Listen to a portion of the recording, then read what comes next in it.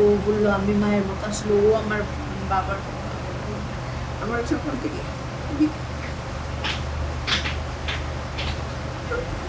মিঠু আপা কয়েকবার কেঁদেছি সকালে, রুটি জানেও না যে মিঠু আপার নাটকের টিম চলে আসছে, আমিও চলে যাচ্ছি ব্যাংকক। মিঠু আপার জন্য খুব মন খারাপ হচ্ছে, আমার মায়ের মতো আমাকে যে পরিমাণ আগলে রেখেছে। আমি কৃতজ্ঞতা জানাই, আমার জন্য ঘুম ডিস্টার্ব না হয়, সকালে ডাক দেয় না আমাকে, ইন্টারভিউ ফোন করে নাই, আমি কি খাইছি সেটা খোঁজখবর রাখছে। কেন কিন্তু বাংলা খাবারটা খুব কম পাওয়া যায়, একটা ভেজিটেবল রোল কিনে এসে বসেছিল, মানে বসে থাকতো খাবার নিয়ে আর কি, আমার চা সব কিছু মিলিয়ে। মিঠু আপা, আমি তোমাকে শ্রদ্ধা করি, ভালোবাসি, তুমি তো বড় বোন, মায়ের সমতুল্য, তুমি দোয়া করবা। আর মিঠু আপার জন্য সবাই দোয়া করবেন, অত্যন্ত গুণী মানুষ। আমি তো তাকে আয়রন লেডি বলি, এত স্ট্রাগল করেছে জীবনে।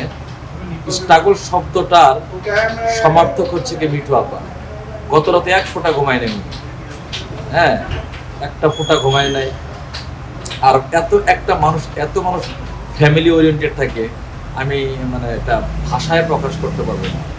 তার 2 সন্তান, ছেলে বউ, নাতি এবং তার যে সহকর্মীরা আছে, তাদের জন্য সে যে পরিমাণ বাজার করছে, আমি দেখে অবাক।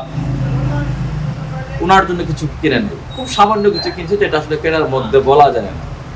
তো এই মানুষটা খুবই মানবিক মানুষ, নাটকের মানুষ আর ব্যক্তি মনিরা মিঠু আসলেই মেলানো যায় না। সবচেয়ে দুর্ভাগ্যের কথা যে আমি জীবনে প্রথম বিদেশে এলাম, আর ওদিকে আমার দেশ রক্তাক্ত হয়ে গেল। ওইটা মাঝে মাঝে মাথার মগজে কীভাবে আমাকে নাড়াচাড়া দেয় এটা আমি বোঝাতে পারবো না। চোখের বাড়িতে সব কিছু বোঝানো যায় কি কি জানি না। আর রনির সাথে যে আমি এসছি, ও আসলে ও বললো আমি মায়ের মতো, আসলে ও আমার বাবার মতো। আমার যখন থেকে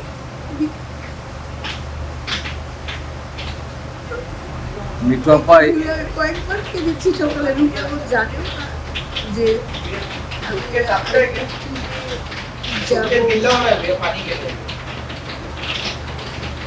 আমি কঠিনে যাব।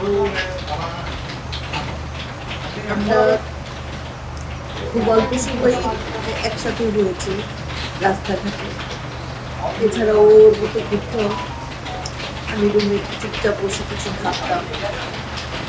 কিন্তু তারপরে মনে হতো যে আমরা অনেক বছর একসাথে মনে হচ্ছে, হ্যাঁ, পিতাকে ছেড়ে যাওয়া, সবকে ছেড়ে যাওয়া, ভাইকে ছেড়ে যাওয়া, বন্ধুকে ছেড়ে যাওয়া, এমন না যে রনি মরে যাচ্ছে কিংবা আমি মরে যাচ্ছি, কিন্তু এই যে মানে এটা কি বিদেশ থেকে এরকম লাগছে না কি আমি জানি না। আমি বলতে পারবো না আপা, আমার কেমন লাগছে। হয়তো আমার আবেগ বেশি। না না না, লিটারেলি মনিরা মিঠু আপা আবেগী তো নিশ্চয়ই, আবেগী মানুষ বিধায় তো সে ভালো মানুষ, আবেগী মানুষ বিধায় তো সে আর্টিস্ট। আমি ওনার চোখের পানি দেখে আমি নিজে মাঝে হতভম্ব হয়ে যাচ্ছি, আমি নিজে ইমোশনাল হয়ে যাচ্ছি। ক্যামেরার চোখে কেউ দেখতে পারতেছে ওনার চোখ কিরকম, বাট আমার চোখের দিকে আমি তাকাতে পারছি না, আমি বুঝতে পারতেছি যতটুকু তার চোখ দিয়ে পানি ঝরাচ্ছে, তার থেকে বেশি রক্ত করানো হচ্ছে।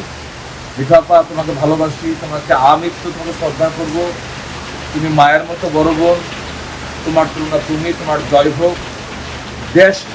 এইবার মিঠু আপা কিন্তু প্রথম ব্যাংককে এসছে, আমি তো আসছি বেশ কয়েকবার।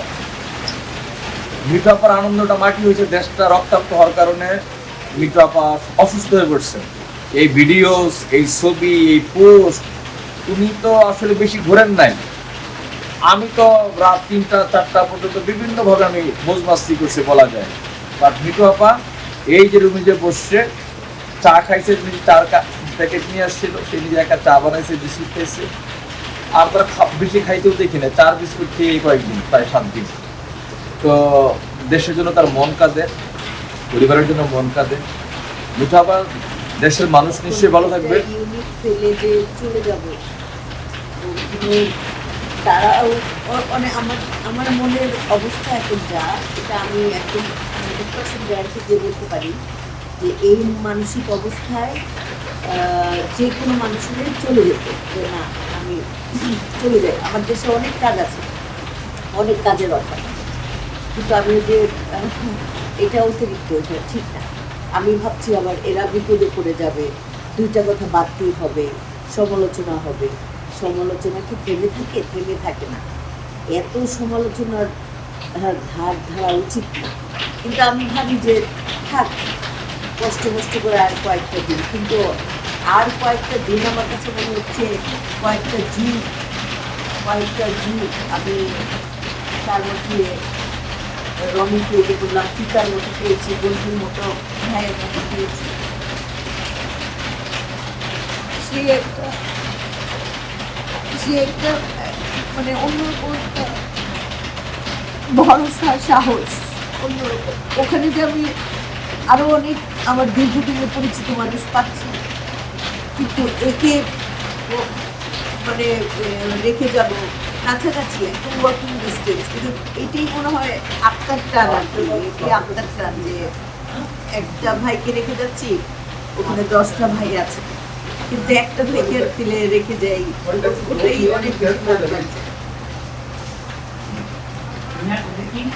মিঠাপা মন খারাপ করা যাবে না, মিঠাপা চলে যায় তো, আসলে মিঠাপা তো কমিটেড মানুষ, উনি ওনার যে মনের অবস্থা, উনি আমি আরো 4 দিন আগেই চলে যেতাম, 4 দিন আগেই চলে যেত, বাট কমিটমেন্টের কারণে যে নাটকের প্রডিউসার বা ডিরেক্টরদের সাথে কমিট করছে, উনি যদি চলে যায় এই পুরো টিমটা একটা হ্যাপার মধ্যে পড়বে। আমার সাথে তো অনেকেই ফেসবুকে আছেন, এই মিডিয়াতে কাজ করেন, আর্টিস্ট আমার পরিচিত, দেখেন কমিটমেন্ট কাকে বলে। এই 7 দিন সে অপেক্ষা করছে তার টিম মেম্বারদের সাথে কাজ করবে তার জন্য। কমিটমেন্ট ব্রেক করতে পারতো, মন খারাপ, শরীর খারাপ বলে চলে যেতে পারতো, বাট চলে যায়নি। আপাতত একটা পেশাদার শিল্পী, তুমি একটা কমিটেড শিল্পী, এটা তার প্রমাণ। নিশ্চয়ই তুমি সম্মানিত, তুমি জয়ী, তোমার বিকল্প কিছু নাই, তোমার বিকল্প তুমি। মনিরা মিঠুর বিকল্প এখনো হয় নাই ইন্ডাস্ট্রিতে, আমি স্পষ্ট করে বলতে পারি। মনিরা মিঠু মানেই মনিরা মিঠু। ওনার কাজটা বা ওনার অ্যাক্টিংটা অন্য কাউকে দিয়ে আজকে পর্যন্ত অল্টারনেটিভ তৈরি হয় না আর কি।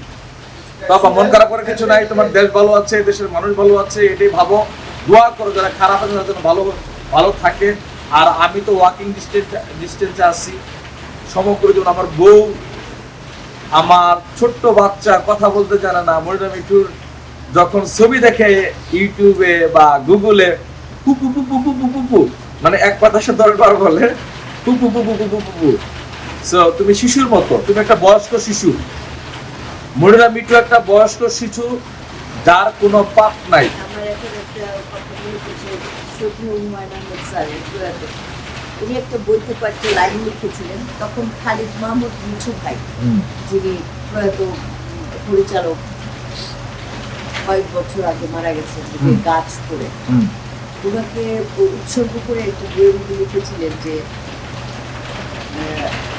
একটা মানুষকে 5 দিন না দেখলে মনে হয় যেন, আচ্ছা মিঠুকে দেখছি না কেন, ওরা ক্যামেরা নিয়ে এখানে মহাশপল্লিতে ঘুরঘুর করতো, মানে খালিদ মাহমুদ মিঠু।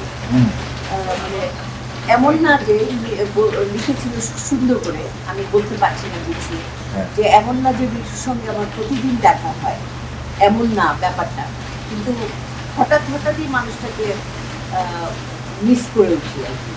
তো বনি তুই হলি ওইরকম একজন, যে তোর সাথে বছরেও দেখা যায়, যে দেখা হয় বছরেও, বেঁচে থাক, ভালো থাক, সুস্থ থাক, তোর পতাকা ভালো থাকো, পতাকার মা ভালো থাকুক। আর পতাকার মা খুব অসাধারণ একজন মেয়ে, বয়স অল্প, মা হয়েছে, আমি মেয়েই বলবো, ভালোবাসে আমাকে, আমাকে ভালোবাসে, আমার বোনের মতনই ভালোবাসে। পতাকা মায়ের জন্য অনেক দোয়া রইল। আর পতাকার মাকে বলিস, আমাদের তো দেখা হবে, যদি ঢাকায় চলে না যায়, বলা তো আর যায় না, পরিমাণ যদি একদম শেষ কোটায় গিয়ে পৌঁছায়, তখন বলবো যে বাবাই। সাথে বলতেছি, ভাই ভাই মাফ করে দিও, মানে সহ্য করতে করতে মন খারাপের পরিমাণটা শেষ কোটায় পৌঁছাইলে চলে যাবো। তোকে না বলে তো আর যাবো না, না বলে তো যাবো না, তো দোয়ায় রাখবেন আমাদের, ভালো থাকবে। লাইক কমেন্ট সাবস্ক্রাইব করে slogan Roni YouTube Facebook Instagram TikTok সহ সব প্ল্যাটফর্মে যুক্ত হতে পারেন। সবাইকে ধন্যবাদ।